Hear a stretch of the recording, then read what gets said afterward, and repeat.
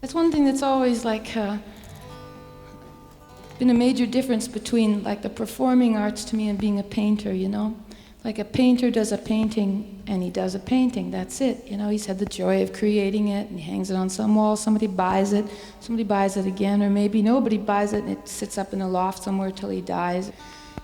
But nobody ever says to him, you know, nobody ever said to Van Gogh, paint a starry night again, man. You know, he painted it, that was it. I first saw her on the Tom Jones variety show, January 17, 1970. When I heard her sing, it was like she was singing just to me. I knew immediately it was my destiny to be a songwriter like her. So as soon as I turned 18, I sold my daddy's car and I used the money to move from Cincinnati to California. I rented a house in Laurel Canyon, just down the street from hers. There's an old stump. You can stand on it and just make out the tip of Joni's chimney. She lights her fireplace every night at 6:30. I started looking for inspiration by listening to her records. When that didn't work, I listened to them backwards and listened while I smoked some grass. I tried reading Joni's favorite poets. Some of them were really boring. And I tried to journal, but none of my thoughts came out as poems. Joni always said she was a painter who wrote songs, so I decided I would try to paint like her, but I couldn't get her colors right. I gave $10 to a guy at a Whiskey A Go-Go for a pack of cigarettes like the ones she gets from her shaman. It didn't taste good, but I got the urge to smoke them a lot.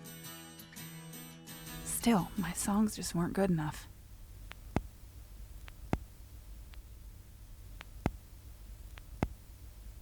Joni says sometimes you have to work from the outside in when you're creating, so first I tried to cut my bangs like hers, but I chickened out.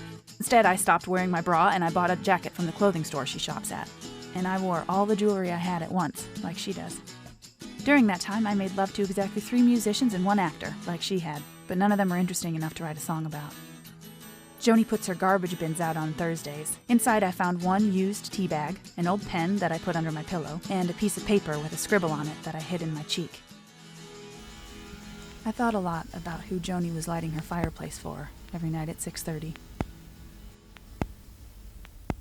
And then, one day I was sitting at the piano before I started making our dinner, and it happened. They came. The words, the melody, they flowed out of me. They were perfect. They were like Joni's, but better. I had done it.